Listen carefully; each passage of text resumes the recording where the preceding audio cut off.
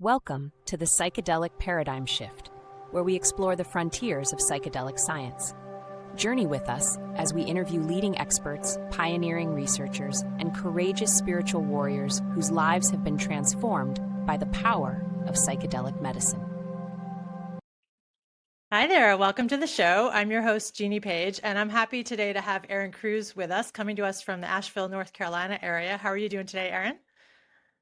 Doing great, Jeannie. Thank you so much for having me on today. I'm Hap- excited to talk with you today. Happy to have you. Looks like you got some sunny weather there. Send some of that my way. I'm in Seattle. We've got our rain coming on. Yeah, we still got a few beautiful weeks out here in the Blue Ridge Mountains. It's fall leaf season, so it's absolutely Yes, gorgeous out here this time of year for sure. beautiful. So you are a man of many, many talents. I know you've got a background as an award-winning event producer.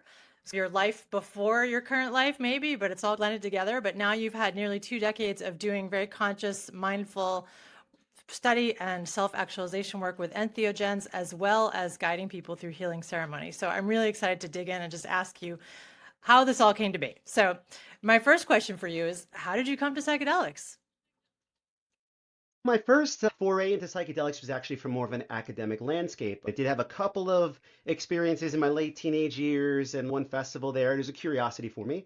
But really, I was in a fellowship at The Ohio State University, and I was exploring the use by indigenous cultures, how they use sacramental use of entheogenic compounds, how it was such a powerful catalyst of their own connection to their cosmology, stewardship to the sacred land around them, rites of passage work with them, community harmonization, and really how their relationship with the plant was side of the Western concept of how we would oftentimes look at nature as more static, although it does have its own life force and stuff like that, but it's more extractive relationship as opposed to this beautiful synergy, symbiotic relationship. So I was doing a deep study with that.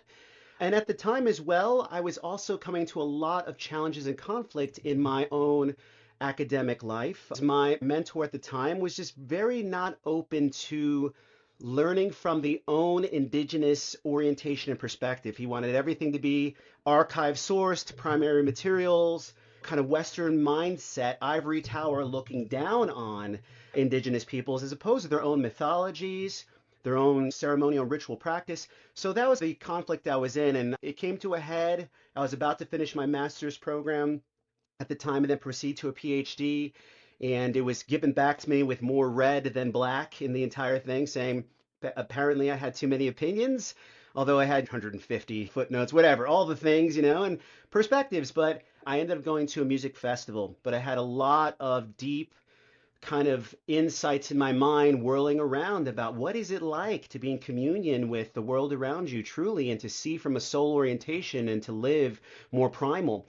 And I took, I would say, an unrecommended amount of LSD at the time, and it immediately erupted, it's the best term I can have, beyond this sense of personhood that I thought I was. Ego death. Roles fell off. Yeah, it was a Yep. total ego death in the middle of the festival. Roles fell off. I thought I was the funny one. Oh, I thought it was Cruz, this type of smooth character. No, I thought I was the intellectual. I thought it was the Nope, and chunk after chunk fell off until I couldn't even tell you my name for 8 hours, is how deep that particular experience went.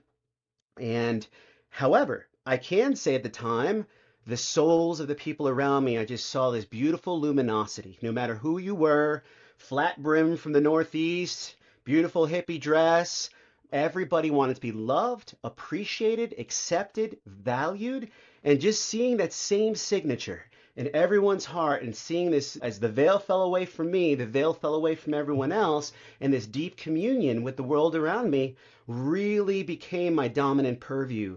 The life force in the trees, the music, the depth, the tone, the richness, the beauty was absolutely profound. I was even looking at my then at the time partner, now my wife, Renee. Actually, it was this experience that actually decided I wanted to marry her. If anybody could hold space for that in the middle of the festival, she's Yeah, a keeper for definitely. sure. But she was moving her face, and I would see an Egyptian goddess, a Native American, a Naga, a sacred phoenix drifting back to infinity, and just looking at this beautiful eternal landscape of the world around me. It shattered limitations. It utterly obliterated what I thought I was here to do. And yeah, and it brought me into that next part of my career. I decided I wanted to co-create festival experiences and transformative experiences. decided I wanted to marry my lovely lady, decided I'm leaving academia, much to the chagrin of my parents. They were not happy. I was a first generation post-grad, so that was hardcore. And I set off on my own spiritual journey at that point. It really broke me open. It was very humbling. Good for you. It really takes a spiritual warrior. I was going to ask who was with you that day. So the fact that it was Renee, was she also using substances that day, or was she just there holding space for you? She was too, and she saw and felt, and we had a coherence between us too. We were able to share in the field of deep awareness. It was a really life revitalizing experience for both of us and a massively disruptive one. That's one of the things of that particular experience as well. Like I came out of there quite, one part of me was shattered, one part of me was emerging, so very much betwixt or liminal. And it was a very difficult integration because that term wasn't even known to me at the time. Right. Yeah, this was Mhm. 2008. So, my gosh, it's hard for me Yes. to even imagine because I came to this work through ceremonial space. So, with intention, right? I first learned of ayahuasca when I was in Peru on a yoga retreat in 2009. And when I was looking at your bio and I saw that you had the Latin American anthropology piece, I was like, oh, this guy was so guided to me because I was a Spanish major in college. I studied Latin Beautiful. American everything. I was always really drawn to the Latin American culture, their literature, their history of social justice movements is a huge piece for me. Yes. I'm such a social justice warrior. And when I first learned about ayahuasca down there, I was like, oh, this is this intense thing. I knew it was not something to be messed with. Oh yeah. So for me, it was another decade before I actually went to do it. I know many people come to it the way you do. It's hard for me to imagine being in the middle of a festival.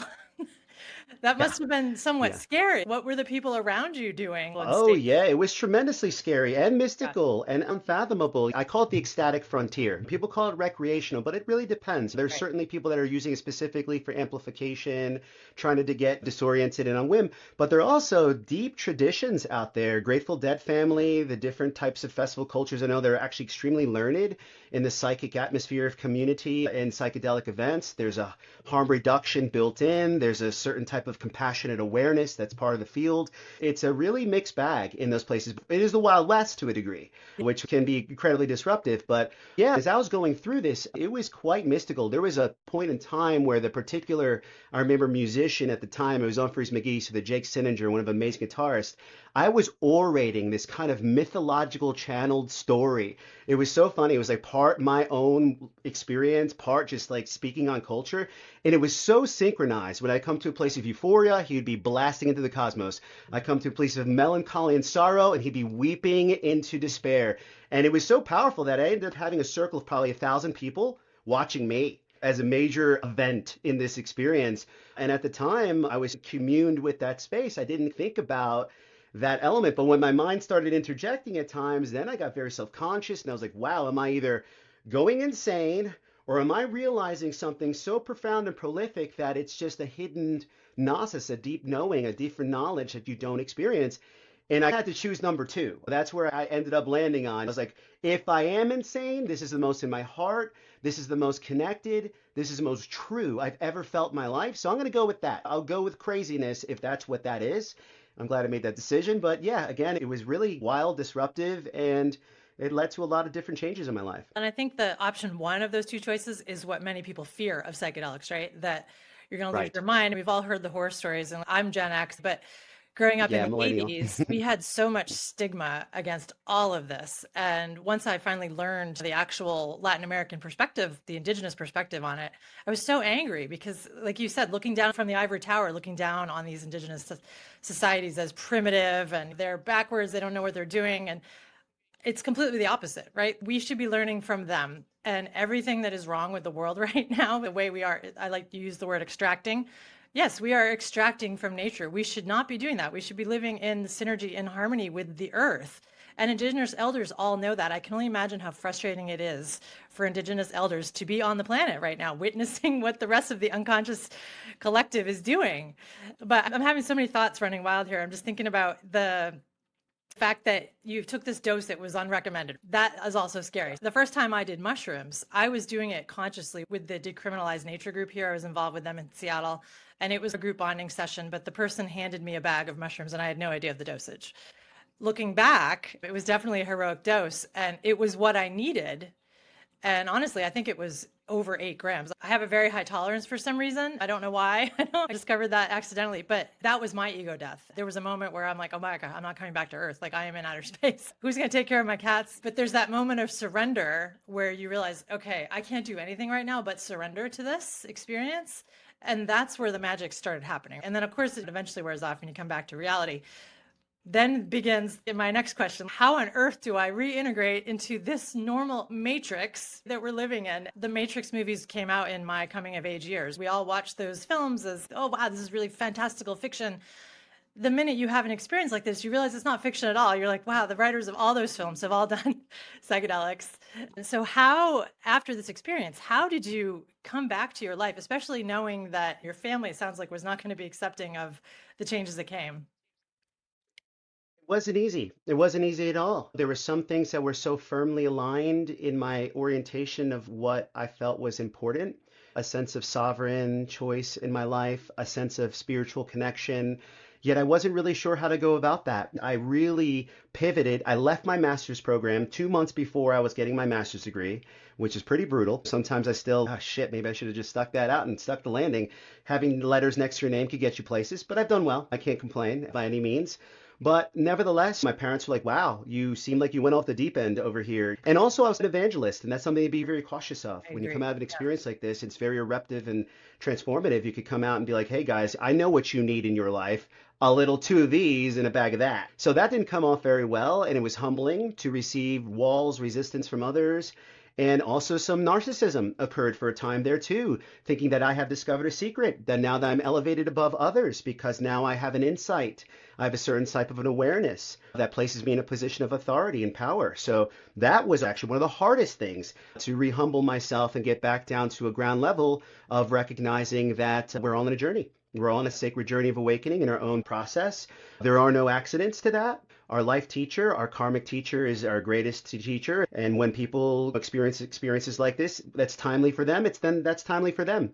And if they invite you in from opening the door on that side, then you're welcome in. But not from the podium. So that was very hard. Some beauty did come out of that. I got really radically creative, got deep into the arts and culture, started creating beautiful festivals and events, starting at 600 people, 1,000 people, 2,000 people, until it became my main vocation. I was doing a festival called Leaf out here in Asheville, North Carolina, 10,000 people twice a year. I've invited over 85 nations to this particular region out here, filled with ceremonies and workshops and beautiful different artistic, from Burning Man type installations to visionary art installs. It's just a very rich and powerful epicenter of healing and transformation with psychedelia infused as a natural element into it, but very thoughtful about it. It was a nonprofit supporting numerous different endeavors around the world. So that was a really powerful byproduct of my ability to perceive the transformative value of culture and festivals. And as I said, I got married to Renee, and both of us went on a pretty internal odyssey of learning and discovering with ourselves, which has been really lovely and very hard. To be devoted in the yoga of genuine, interdependent, conscientious partnership is hardcore. As we grow and emerge in our own ways, that could press against wounds and shadows, and you could either bail or you got to sit in the fire with it. So it really instigated kind of the most profound journey of my entire life. And all the while I was even producing events, I was learning with the sacrament. I was communing with the mushrooms. Mushrooms really became my deepest ally. The nervous system, the pulse, the connectivity to this world, the intelligence of them. I just felt such a nourishing, supportive intelligence guiding me toward virtuous action, guiding me toward greater care, compassion in my work. So I was doing a lot of work with that internally on all different dosage ranges: micro, mini, museum, moderate, meta, heroic, Done it all. really learning the ins and outs of the medicine big time, until around COVID, the medicine basically almost, my personal purview is it asked me to serve. I had a beautiful divic energy that came through. It was celestial, it was more of a natural kind of goddess field. And it was asking me, like, you've been kind to us, you've been loving, you've been caring for this path. Do you wish to serve? And of course, my egoic mind came in like, serve? What about legal? What about this? What about that? Like all the things. And it was like, that's not the question. Question is, are you willing to devote yourself to supporting this medicine in a good way, in a true way, authentic care, compassion. Are you willing to do that? And I said, yes, this would be the greatest gift ever. It was at the time where I couldn't produce anything anymore. And I didn't know what was my next step. And that invitation changed my life in a very profound way. And I felt, again, exquisite bliss and exquisite ecstasis from that saying yes that was so affirming to my core. And now it is my greatest gift to serve others and support them through their journeys where I wasn't really supported. So now I'm on that other side. So beautiful. I relate to so many things you just said that for me, mushrooms are also my medicine as well, even though I started with ayahuasca, that it led to mushrooms, the wisdom that they bring. And I've also been guided to create this podcast. And I would say when I first started working with trying to decriminalize mushrooms back in 2018, when I first came back from Peru, I was so passionate. I was also guilty of being an evangelist. I related to when you said that a lot because you discover this thing that can help the people around you that are suffering from mental health disorders, anxiety, depression, and they're medicating it and they're treating the symptoms of it, but they're not getting in and digging into the stuff that's causing it. So you're coming from a benevolent place of wanting to help. And I think it's been my biggest challenge as a healer in general. And the same was true with my yoga path. A decade prior, I had been transformed by yoga, which ironically is what led me to Peru. Same thing. I wrote a book about yoga healing, and it's been my biggest lesson to learn what you said, that everyone's on their own journey, and I can be here to help if they want to be helped, but I'm not going to be able to knock on that door. And I've definitely been guilty of that, and it's truly come from a place of caring.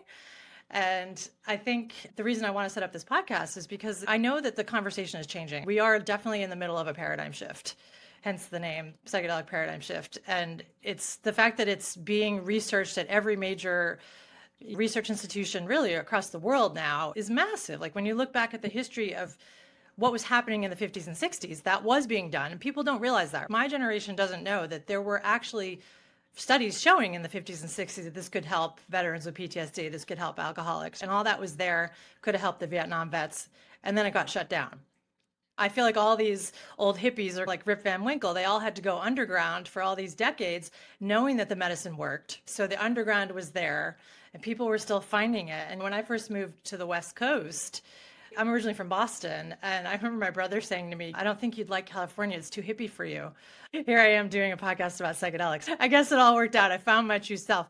But the medicine does find you. And I think that I want to speak with all kinds of people that are working in this field. So people like yourself that have had the experiences and are doing ceremonial work, but also the people doing the research side, the neuroscientists. And most of them have also had some kind of experience, which led them to be researching at Imperial College of London, who's doing great research on all this stuff.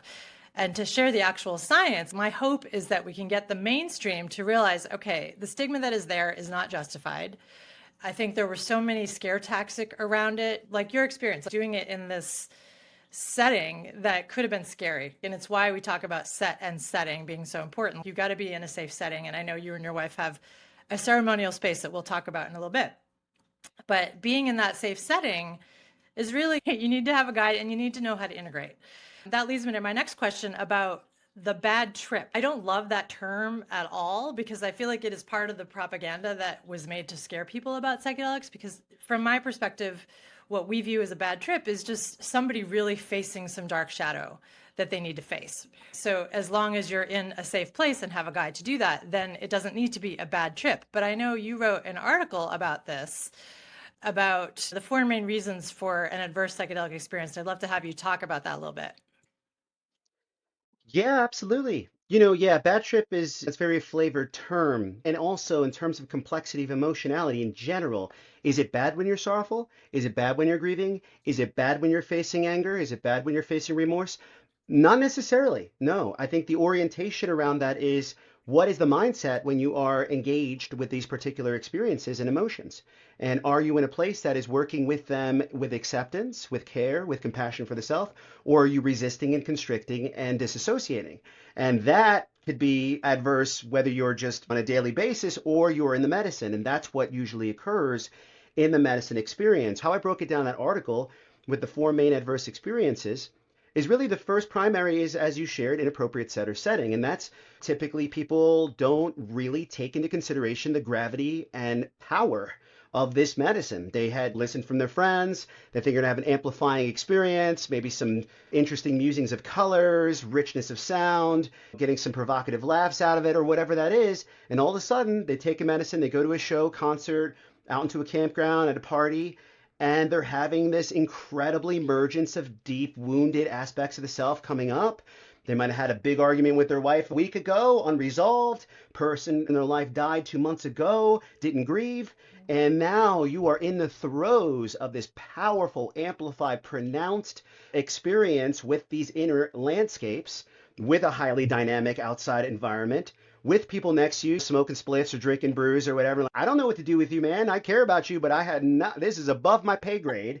And there's no eject button. There's no red lever. You're in it with mushrooms 5 or 6 hours, with LSD 10 to 12. You're going for it. You're in there for a long time. And you might learn, you might grow, but often there's some trauma and some wounds. The mind, if it's very restless, can be cycling, can be overanalyzing, can be, gosh, a whole labyrinth of things can occur. So that's probably, I'd say, like 50 to 60% is just flat out inappropriate setting. Didn't really take consideration into what you're getting yourself into. The next one I think is really big is facing the shadow, the wound. And this could come from you going deep within and having to face different aspects of your own past. That's where really adept facilitation, whether it's therapeutic protocol or ceremonial protocol, I think we're going to talk about the two differences between the two. But people, they be able to hold compassionate, trauma-informed space. So if you go into a regression, you're literally acting like the 10-year-old that got wounded, that got hurt, or you're disassociating because you're overwhelmed with those experiences. Or you had moral injury. You harmed somebody else. And all of a sudden, you're coming to terms with that. You're coming to terms with, wow, I disrupted that life. I don't know if I'm ever going to be forgiven again. I don't know if I'm even deserving of that. Well, that'd be the ego saying that, but those kind of things happen. And all of a sudden, you're having a process is really profound things. Now, gratefully, you have the added capacity of the serotonergic compound releasing oxytocin, serotonin, giving you a wider landscape view because your thalamus is just activated in ways that can allow you to see wide perspectives and depth and recall and all these different things. So it's a supportive environment for that. That's why psychedelics are so powerful for healing processes to going through people with depression, PTSD, and various different addictions and coping strategies. However, you do have to go through those doors. And again, there's often not a chance to pull out. Once you start to composting mushrooms coming through, oh, what's that gnarly thing over there? We want to break that down. Oh yeah, that's that abuse. That's that situation. And it's real and it's raw. And so you go through that and you then have to choose, forgive, reconcile, whatever those things are, and then integrate what life looks like beyond that. It's a big process. Third one I say is attached to the ideal experience. You saw How to Change Your Mind, a couple Reddit articles. I want that kind of experience. I want to have a transpersonal, interdimensional communion with angelic forces. I want to go through ancient worlds and temples. I want to this, that, and the other thing. And often I'm down to do this work over here, but not dad, or whatever that is. And you know what? You're going to get what you need. The intelligence of the medicine, your healing intelligence, the universe, the current astrology. There's so many factors that go into that. Your mindset, your preparation ethic, and you go in there and you're going to have what the dynamic experience is that's needed for you, for what that core, this movement is. I think the medicine is helping you to remember your essential nature beyond the constrictions and habits and conditionings. Who are you in your epicenter and what is blocking that? What are the wounds? What are the shadows? What are the stories that are blocking that? And so you're going to go and have that curriculum. And that's a pretty difficult thing for people that are attached to certain ways of going about the experience. And last but not least is the ego dissolving dissolution. Everybody's like, yeah, I want to have my ego dissolve. Do you really? Do you really? Because that means everything you think you are back to the womb is going to be dissolved in that fire. Oh yeah, all the things. And it is absolutely disruptive for many people because they're like, oh, I'm good to get rid of that and that harm and that issue and that. Oh my God, that too? Oh my God, that too? Oh my, yep. We anchor ourselves in persona. We anchor ourselves in habit patterns in so many ways we don't even know. And that process of breakdown is hardcore. However, when you finally arrive at that epicenter, give it surrender or your tooth clawing your way there, it can happen in various ways. It can be quite harrowing. That's why I put an asterisk actually by this one. It is the deepest remembrance you've ever had. It is the most home you've ever felt. It's so profound in that space. It's like, how did I ever forget this quality of who I am that's interconnected, interdependent with all life, in a dance and symphony of creation? It is so moving, it literally can change everything else. An awareness shift can ripple out into all the neuroses, all the relationships, everything shifts from that. And that's the kind of experiences that I've had a few times that led me to a devotional life. And I don't say that lightly in this practice, in this service. Yeah, gosh, that was so awesome. I will share links to that article below. It's really well done. The ego dissolution piece, it's like you come out a changed person, right? So you go into this not really knowing what you're getting, and then you come out a totally different person. And then how do you go back to your regular life with your family and your friends? And I know for me, you realize when you do get to that core true self and you shed yourself of patterns that you didn't even realize were toxic, relationships that you didn't realize were conditioned, that weren't necessarily healthy. So you rid yourself of those, but then that means shedding some people from your life.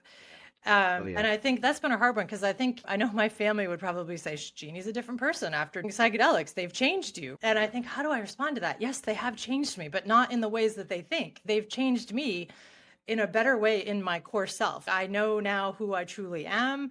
I've been much less fearful. I never would have been doing a podcast years ago. I would have been way too afraid to be on camera. I still don't like it. Realizing, okay, it's time to step into this role because there's a bigger message that needs to get out to humanity here. So it gives us the courage to step into different things. And gosh, looking at your journey, what point did you decide? And I imagine you made this decision with your wife. When did you guys decide, okay, we're going to start a healing center and we're actually going to guide people? Tell us about your center, how long it's been around, and how you came to that choice. Yeah, absolutely. And yeah, just to piggyback on what you just shared, and then I'll pivot into the question.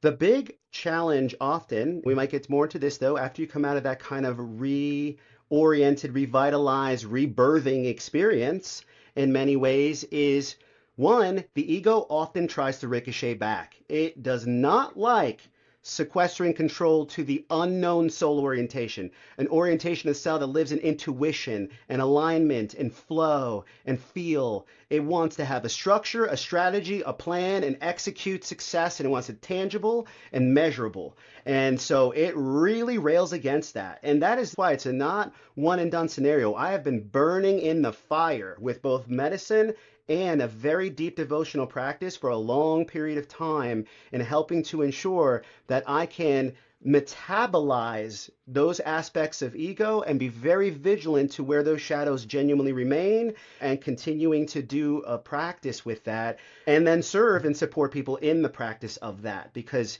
quite often, 1-2 big awakening experiences, they can add more difficulties for a short, condensed amount of time than they do actually expansion and liberation and sovereignty. Because that clinging ego can come back with a vengeance for sure. So that's just something I want to note there. And that's why the power of integration and support is really important. In terms of our center, yeah, so we have this beautiful space up here in Mars Hill. It's about 25 minutes north of Asheville, North Carolina, called Communitas. It is a lifelong dream, or at least a 12 to 15-year dream. It was actually came to us again in a beautiful medicine journey. And there's something important I want to note about that. So many people say, oh yeah, I was told to be a facilitator in medicine journey. I was told to do this in the medicine journey. I was told to do that. Yeah, that can happen, or you can perceive that happen. I perceive that I got a download to create a beautiful sanctuary space.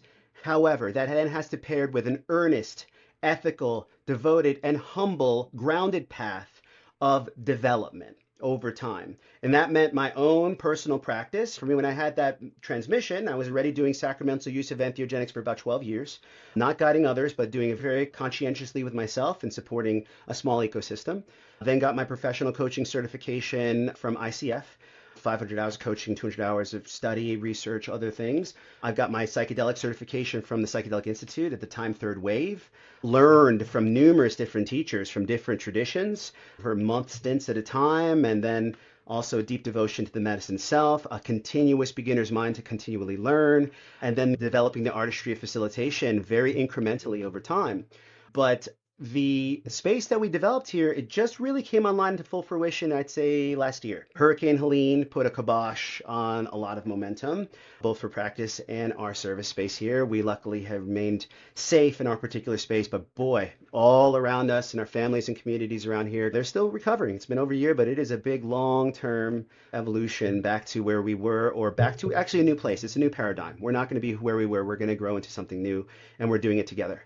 But this space now, I serve people. They come from all over the country. I support them in a facilitated guided journey. I provide them with an upfront, very extensive assessment, looking at medications, medical considerations of their own diagnoses, ensuring that I have the capacity and genuine ability to support them. I cannot support all things, and there's a whole, you can rattle off a whole list of different things that are beyond scope for most facilitators. There's also looking at their trauma, looking at their wounds. Again, am I a good match there? Am I a good cultural match? I'm inherently a ceremonialist. Spirituality is the bedrock, is the foundation. So those that are more desiring of a purely objective, scientific, or therapeutic landscape, this wouldn't be their particular place. So do a lot of that. Then I provide them with several different steps of preparation. Body, mind, spirit protocol, invitational. Are they attuning to their nutrition, rest, restoration? How's their exercise? How is their relationship with their vessel, and being very conscientious about that? What is their mental diet? Are they tuning to things that create passion and curiosity and a sense of service or skill building? Is it a lot of drama, a lot of static, social media, politics? What is your most valuable resource, your attention, being dedicated to? And we figure that out. And we also then again recommend introspection, meditation, contemplation, slowing down, spaciousness, discernment, those kind of things, focus, intentionality coming into the journey. Spiritual consideration. These are powerful catalysts for visceral communion with, call it creator, source, Ishwara, Ehya, Asher, Ehya. There's Tanka. There's so many names out there, but are you in a relationship with a divine aspect in the self, or curiosity around that? A lot of agnostics come into the medicine thinking and seeking something visceral, something that can touch, sense, and feel with that connection. So we go into that and really study and explore what that feels like to you and what a condition of a container would feel aligned to you. So then my ritual is aligned with your own particular persuasion of space, and honoring that and the artistry of that. And then we come in, we do a deep dive experience here. And how I do that is I'm a harm reductionist. I do not provide any compound. The clients have to take the risk assessment to decide for themselves, hey, I'm going to acquire some compound. I'll prepare it adequately, make it and design curated experience and support it through a very adept facilitation. But that's how I could walk this liminal space at this time and provide this service right now. And then, of course, after the orchestration, I'm happy to dive into the ceremonial protocol, therapeutic, all those things. But after that's done, then we land the craft, we integrate. What insights did you have? What revelations, what choices did you make to ensure that those can be grounded into a embodied protocol? This is what I choose to do, how I choose to live. These are the things that I hold the gold with that are so personal and precious, and I'm not going to come out and hit the podium. And that's one of the first things I say. Some of the things, keep right in there. Fertilize, nourish them. People will see your differences from how you emanate, how you act, how you are, who you are.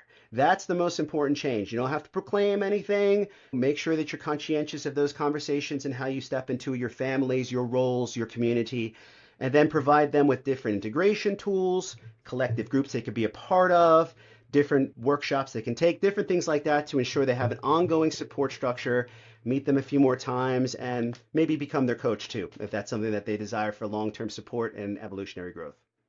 And do you do one-on-ones, or are these groups, or how do you do it? Do you set up retreat dates? What's the format? A little bit of all. I'd say the majority of my clients are one-on-one, and then I do small curated groups, often thematic of some form. They have a certain type of intention that they're bringing as a small collective and doing rigorous work together, and they want to come in and have an initiation, rites of passage, some kind of a profound experience, while they're also doing other leadership workshops and movement and meditation and sound and frequency. And then I do occasional larger retreat experiences here, and by large, 8 to 10, with a good solid facilitation team, curated meals, and really creating a whole arc of experience for people. And what are the demographics that you see? Is it all walks of life, or is it a certain type of person that comes? All walks of life, and it's so radically diverse, it's even hard to pinpoint. A lot of people that are fresh on the scene read Michael Pollan's book, want a desire to have an expansive experience. Gen Xers that got courageous and want to make that step and break the old taboo. A lot of people coming in for mental health, they've exhausted their resources in different traditional therapeutic protocols and tried all the things and tried the medications and just can't get to that core essence of what they need to turn that pivot. People that are looking for a deeper spiritual exploration. That's something personally designed rites of passage work. So getting really clear on your big essential questions. Who am I? Why am I here? What am I serving in life? What is my unique gift to express it to this world? And then really architecting up a beautiful experience to tune in deeply to those spaces and use your full self to really get those emergent answers and create a North Star, an imprint for yourself, how to live into it. So get some of that too. But yeah, I've had 82-year-olds.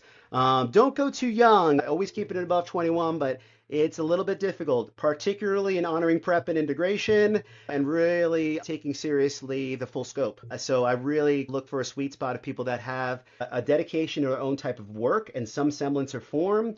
They know this isn't a silver magic bullet.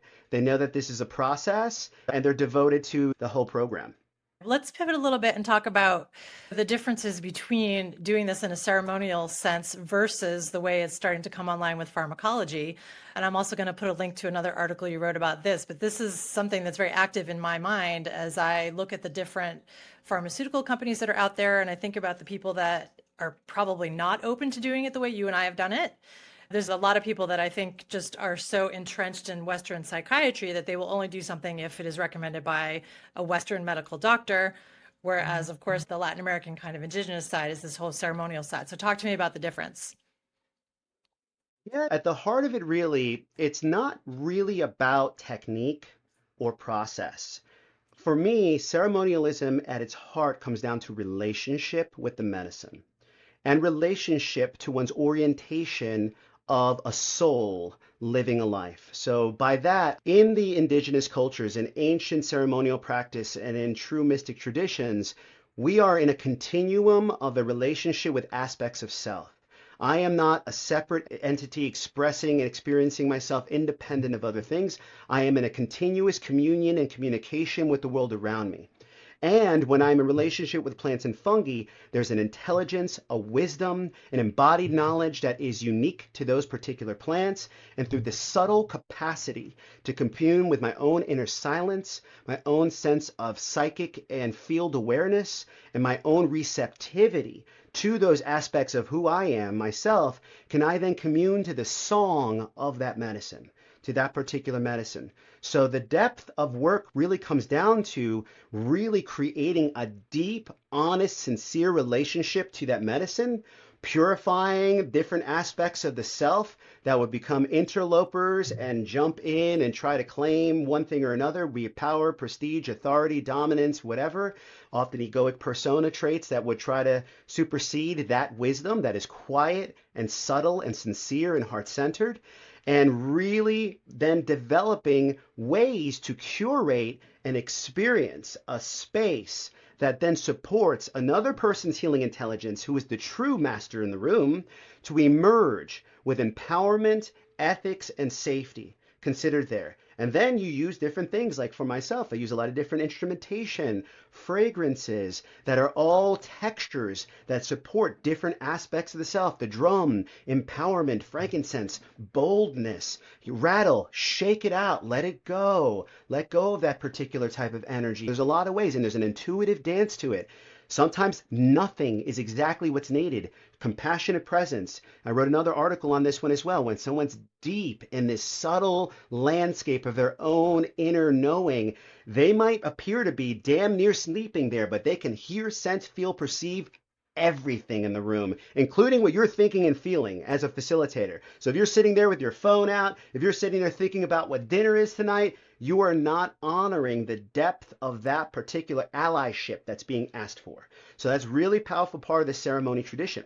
Now, when you look at the therapeutic, they're using trauma-informed insights, they're using a deep ethical code, they have a beautiful orchestration and architecture of a full preparation to integration experience.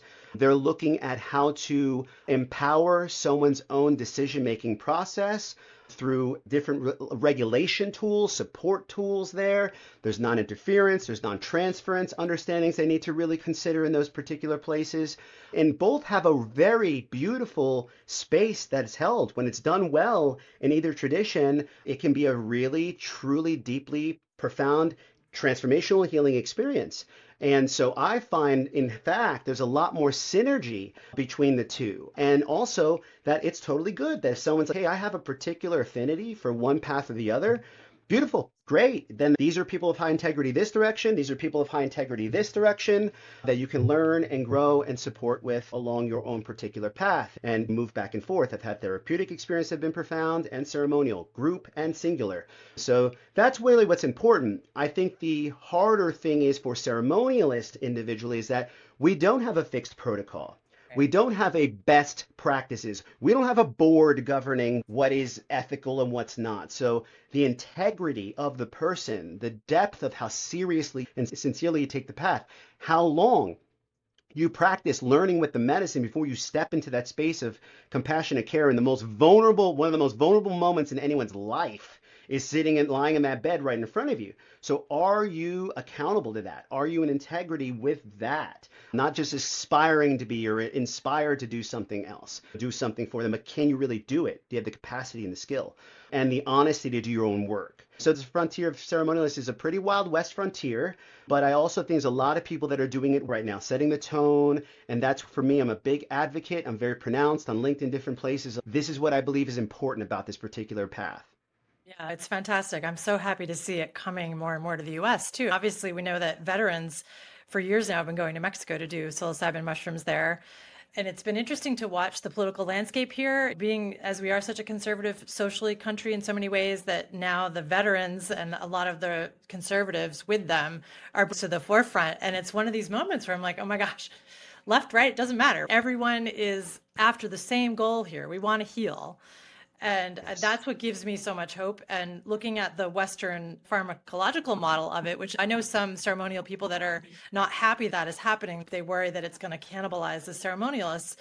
I think it's important that both remain for reasons that I said. I think there are always going to be people that are just not going to be comfortable in that environment. Like my ayahuasca retreat, I was in a yurt with a shaman from the tribe. That was perfect for me, minus the tobacco. I didn't love the tobacco, but I think that there are people that are going to want to go sit in a clinician's office. And I've actually done ketamine therapy as well. And the reason I did that was because I knew I could go and be in a safe setting that was being monitored and approved and all that with a nurse. I think that we still have to have access to the medicine, right? To be able to have it from a ceremonial space. And I know different states are doing different things. Like here in Seattle, we've decriminalized it.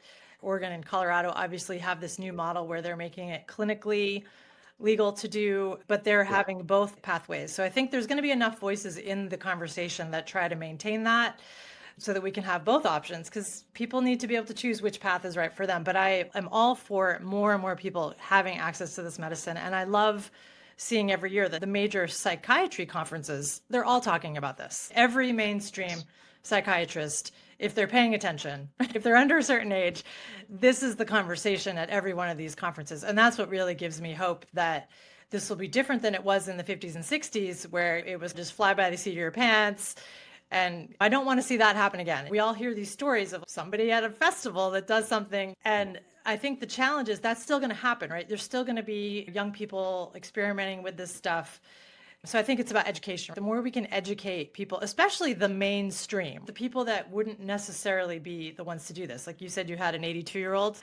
Was it an 82-year-old hippie? No, it was someone with end of life, existential dread of death and wanting to find a way to work with that fear in a very honest Right. way. And they read some of the research, Roland Griffith's work, and were able to make that powerful and courageous decision to step into it. And it was really beautiful. When I Yeah. first did my ayahuasca retreat in Peru, I had to lie to my mother about it. I was 45 years old, and I thought, I know if I tell her, she's going to Google all the things that can go wrong with ayahuasca and she's going to go down this rabbit hole. So I told her I was at a meditation retreat. But when I came back, I thought, all right, I'm 45. Like, it's time for me to stand in this and own it. And I had all this science. I had the Johns Hopkins stuff. I had all this great data to provide, and it fell on deaf ears. It didn't matter. And that's how deep this stigma is. And that's why I'm so right now passionate about trying to break through that stigma. It's like any stigma, right? We have these assumptions that we have that we don't even question.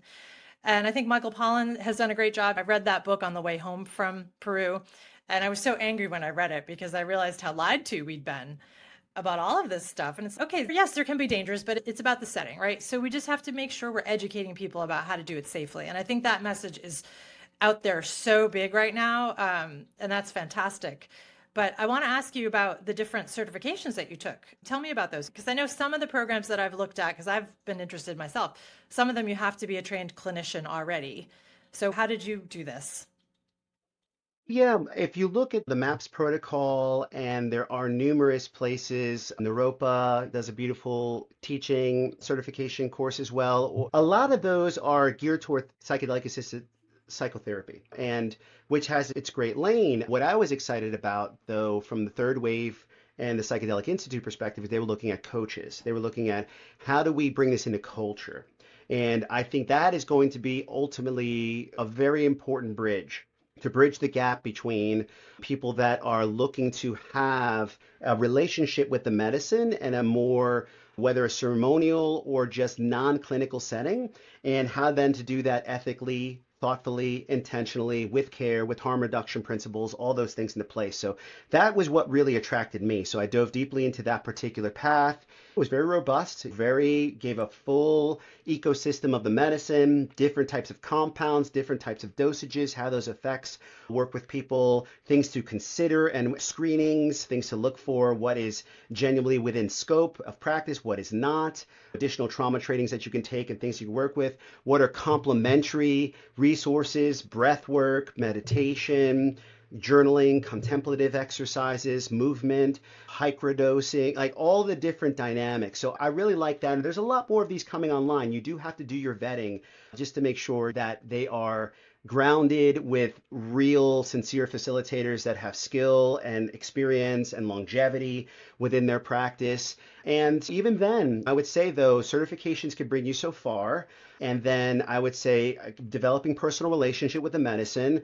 If you can, though, if you're especially ceremonious, if you can commune with traditions that have worked with that medicine in the past, the Mazatec, if you're talking about psilocybin down in Mexico, the Noquecoy in the Amazon, if you want to go into ayahuasca and dietas, and there's so many different ways, but you do have to take the time to invest. It's not a job, it's a vocation, it's a lifestyle, it is a pathway toward supporting a culture to grow, a people to grow, and a culture to grow. The earnestness that you have to commit to that is very extensive. So that's why I could point to my trauma-informed trainings and my certifications, and I think they were important milestones, and they were very helpful, as well as my formal education in anthropology and respecting the indigenous cultures.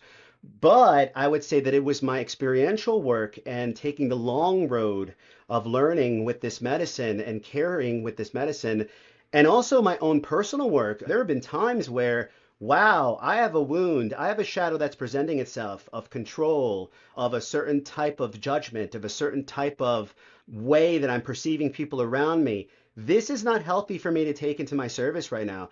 I'm going to go on sabbatical for 3 to 4 months and do my own vigorous inner work. I'm going to take the financial hit. I'm going to take whatever that means. But I can't integrity step into that circle unless I am able to hold space for this wound that I have within me if it presents itself.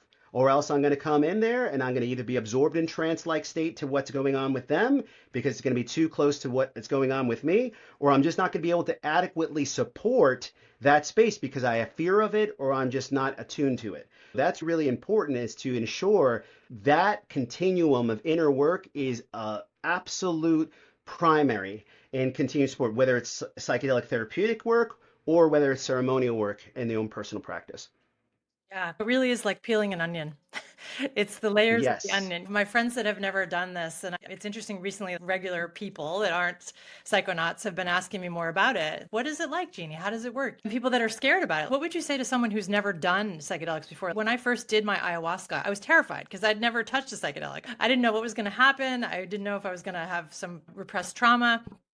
And then once I got into it and I realized, oh, it's not nearly as I think we're told that it's this like you're going to be completely out of your mind and not knowing what's what. You're not. You're literally like lying on the couch, just going through an inner journey. You close your eyes and what needs to come up and past memories and understandings. Like, how would you explain it to someone who's never done it before?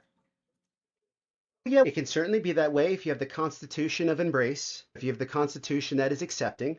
If you do not, and you're very resistant to seeing the kind of core dynamics at play, people that kind of lean more into either the narcissistic personality or are just conditioned with tremendous amounts of fear to go within, or the traditional masculine landscape that thinks they got to shoulder everything and showing vulnerability or emotionality is weakness. There's so many dynamics that go into a journey that's, oh yeah, that makes it harder.